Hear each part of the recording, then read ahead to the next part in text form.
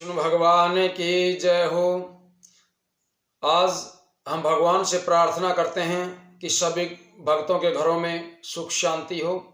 सभी भक्तों से प्रार्थना है कि श्रीमद् भागवत की कथा को प्रेम से सुने। आज हम तीसरे स्कंद के 31वां अध्याय आपको सुनाते हैं, जिसमें भगवान कपिल देव जी के द्वारा नरक यातना और जीव की स्थिति का वर्णन बताया गया है। भगवान कपिल देव जी बोले कि हे माता, जो मनुष्य श्री हरि स्मरण में मन नहीं लगाते और बुरे कर्मों के विपरीत शुभ कार्यों को नहीं करते हैं, उनकी दशा ऐसी ही होती है। पुनः वे 84 लाख योनियों में भ्रमण करने के बाद ही उन्हें मनुष्य की देह प्राप्त होती है, परंतु तब वे लोग काने, कुबड़े, रोगी, अंधे, दरिद्र, कुरूप आदि होकर के जगत में बहुत से दुख भोगते हैं। जो मनुष्य जगत में सुंदर, धर्मात्मा, नीतिज्ञ और धनवान और हरिभक्त दिखलाई देते हैं, उनके बारे में ये जानना चाहिए कि उन्होंने स्वर्ग से लौट करके जगत में जन्म लिया है। हे माता, इस तरह ज्ञानी लोगों को स्वर्ग तथा नरक से लौट करके आने वाले मनुष्यों को प्रत्यक्ष देख करके सब हाल मालूम हो सकता है। जिस व्यक्ति के पाप और पुण्य दोनों बराबर होते हैं, वह अपने कर्मों का फल भोगने के बाद पुनः मनुष्य योनि को प्राप्त कर लेते हैं। जिस मनुष्य का केवल पुण्य ही होता है, पाप नहीं होता है, मरने के उपरांत वह देवता या गंधर्व का शरीर प्राप्त करके देवलोक या स्वर्ग लोक में निवास करता है। हे माता, श्री हरि भगवान की मर्जी से ये जीव, देवता, मनुष्य, शुक्र या कुत्ता जिस किसी योनि में जन्म लेता है, सदा उसी में बने रहने की इच्छा करने लग जाता है। श्री हरि की कृपा के बिना उसका मन जगत से वैराग्य नहीं लेता है। जिस देह को प्राणी अपना जान करके पालता पोसता रहता है, वह शरीर कभी भी स्थिर नहीं रहता है। सतोगुणी, रजोगुणी एवं तमोगुणी ये 3 तरह के स्वभाव होते हैं। जिस प्राणी को रजोगुण अधिक होता है, वह राजसी कर्म करने के बाद सत्य लोक को चला जाता है। तमोगुण अधिक होने से पाप करने वाला व्यक्ति पाताल लोक में पहुंच करके नरक के दुख भोगता है, और सतोगुणी मनुष्य अपने शुभ कर्मों द्वारा देवलोक को पा लेता है।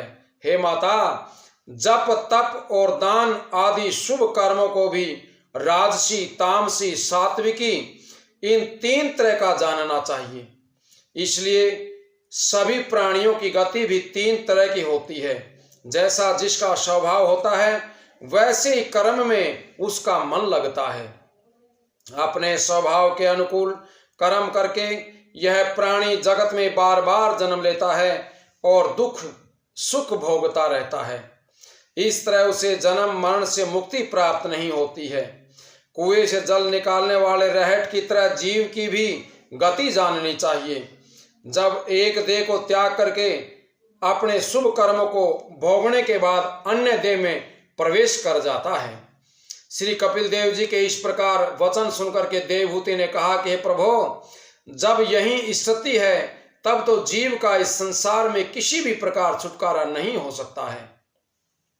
श्री कपिल देव जी बोले कि हे माता, अब मैं इस जन्म मरण से छूटने का आपको सरल उपाय बताता हूं, तुम ध्यान से सुनो।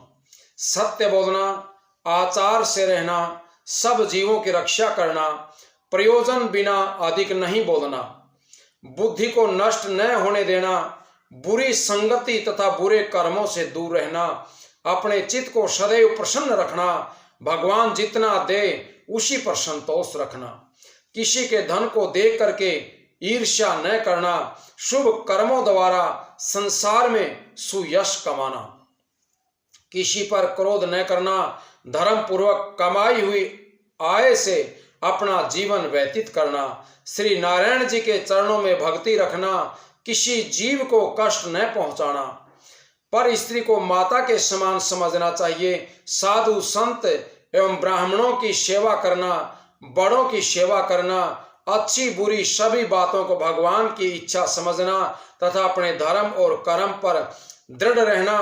इन बातों को जो प्राणी मनुष्य देह पा करके करता है, वह आवागमन से छूट करके भवसागर से पार उतर जाता है।